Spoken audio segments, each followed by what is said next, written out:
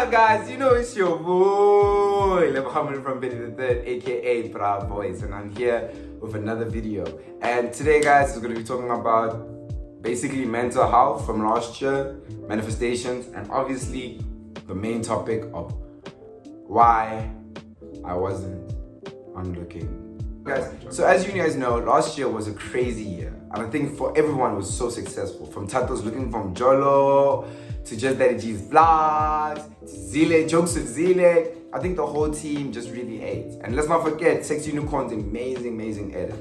Now we traveled and etc. But today's video is more about why I wasn't on Looking for Mjolo. Now, Looking for Mjolo, for anyone that doesn't know, is my brother's dating series that I have, one championship in, because I was actually one of the smoothest brews in SA. And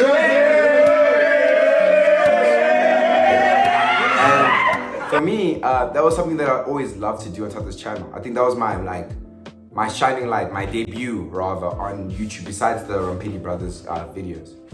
Now, I got so many messages of people asking me, why were you not on Looking for Mjolo? And basically, this is the story. Now, the reason that I wasn't on Looking for Mjolo in today's episode of the event being, mental health,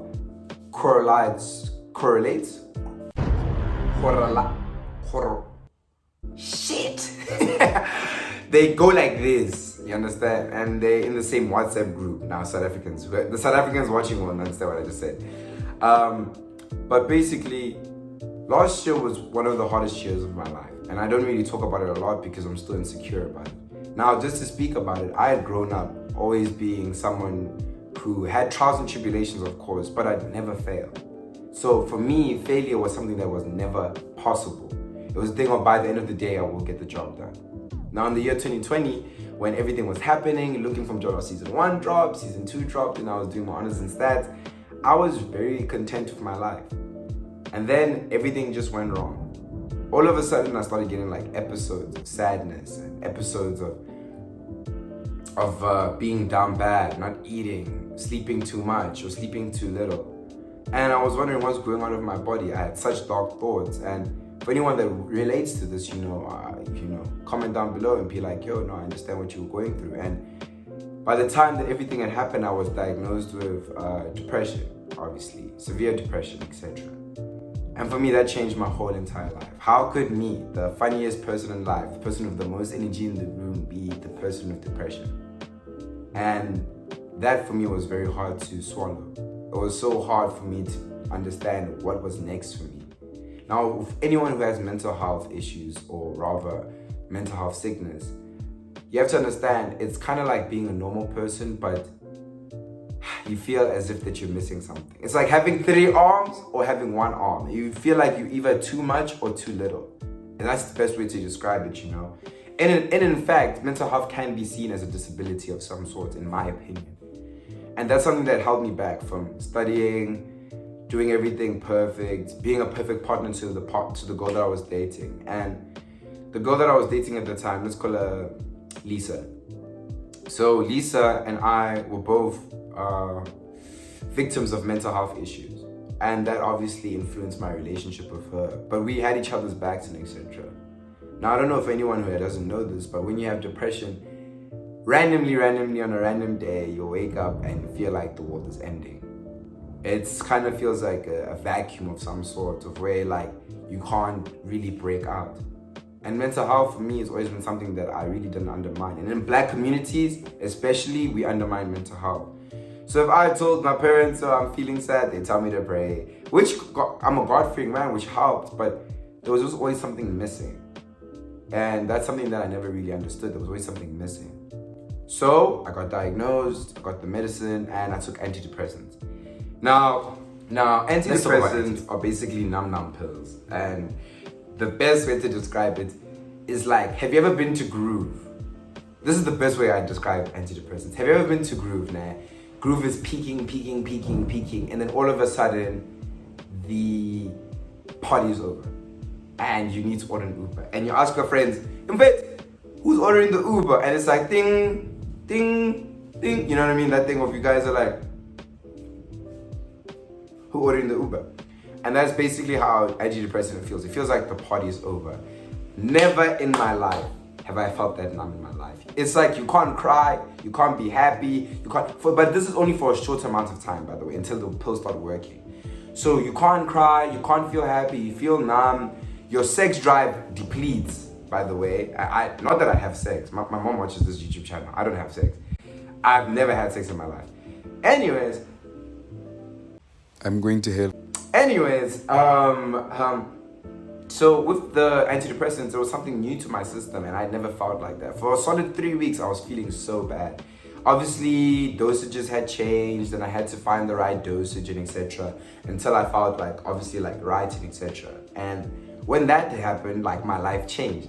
It was literally like I was happy all the time. I was here and then I was there. And then I was like, everything could be happening. Bad things are happening. You fail a semester test. I'm here. It's okay. Life is short. Life is short. Life is so short. Like a girl would break up with me. I'd be like, so? Who cares? Life is short. Life is happy. Life is, because my serotonin was on like plus now. You feel me? And I'd finally become like a normal human being. That's what I like to call people with no depression. Now, like people with no mental health issues, normal human beings. So like I'd finally be able to process that good things can come. And for me, it was so fucking crazy because it was just like, oh my God, like this is how life was supposed to be the whole time. But the problem was it was too late. And at that time, around just before the pills and etc., Tato had asked me to be on Looking for Mjolo. And I lied to my brother and I said that I don't feel like being on YouTube anymore. But that wasn't the truth. I felt so insecure about not being able to crack a joke and mean it. Or not being able to smile and actually mean it. You feel me? For me, depression nearly took everything away from me. In fact, it defined me for a long time.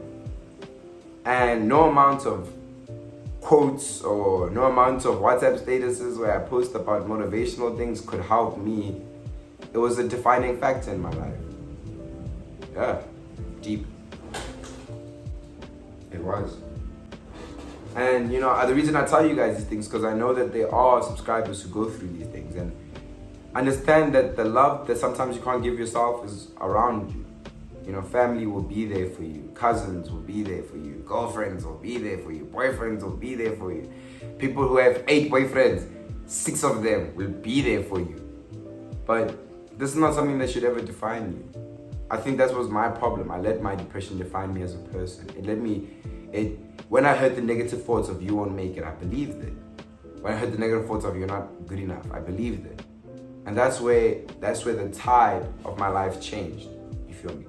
So when Looking for Mjolo came, obviously I had a partner and I didn't feel comfortable going on Looking for Mjolo because I don't want to disappoint her. In fact, a lot of the Looking for Mjolos, I think I was seeing someone, but I didn't care. I just still went and etc. because I was just like, hey, I'm not going to let my partner stop me from finding love. I'm not going to let my partner stop me from finding love. You have to understand also that Looking for Mjolo is like a dating series. You feel me? And if you go off camera and start dating women who've watched, which is majority of South African women, they obviously feel a bit, you know, how do I say this? How do I say this nicely? They feel a bit intimidated.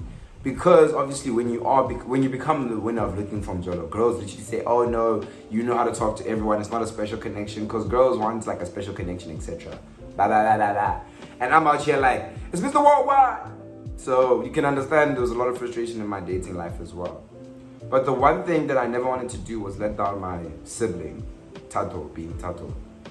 I never wanted to let him down. I never wanted to let down anything. But when he bought Zile, Weezy, I'm doing it and shit and stuff, and I met him and I started my YouTube channel and everything, I think everything was supposed to happen that way. And I thank God, and I thank people who are subscribed. I'm thankful for the Khang, and I'm thankful for the gang, the Khang. I'm grateful for everything because without you guys, I don't know what I really would be doing. And I don't know how I would have spent my December, and I would have never went to Botswana, and I never would have went to Cape Town, I never would have went to Limpopo, and I never would have met Khunse, and I never would have met Zile, or Ghost, or, you know, Kale, and all these people that I now see as friends and etc. Oh Mama, oh my God, oh Mama, imagine I never met Mama. So, yeah, man, I just want to say, like, if you do have mental health issues, this is not a how to solve it or how to fix it. This is you're not alone, and even the people who make the most jokes or try to make people smile every single day of their life, just to sum it up and everything, if you do need help and etc., you know, you need to find a way to balance your life as an individual. Some people like therapy, some people like pills, some people like pills and therapy, but just find a way to survive. Trust me, you being alive matters. You staying alive matters. You being around your friends matters. And the love that's around you, even if you don't feel it, is always going to be there, because that's the love that you've given into the world. So this is just your boy, Lebo Rampedi, telling you that, yo, even if one video makes you smile, fuck, I'm happy. And again, for anyone who has mental health issues, shit, I know it's tough, but you're a special type of breed because you feel everything in intensity. And that's something that's a gift. So guys, don't forget to like, share, subscribe. And I know this one's a bit of a down. I was like, oh, Lebo's so sad. No. Lebo's single because of us and we like his cut. No. Oh, will Lebo find love again? I already have. No, but guys, for real, thank you guys for watching this video, and thank you guys for supporting me. Happy New Year. And yeah, man, hit the hand ticket to the top, as they should. Bye guys, love you.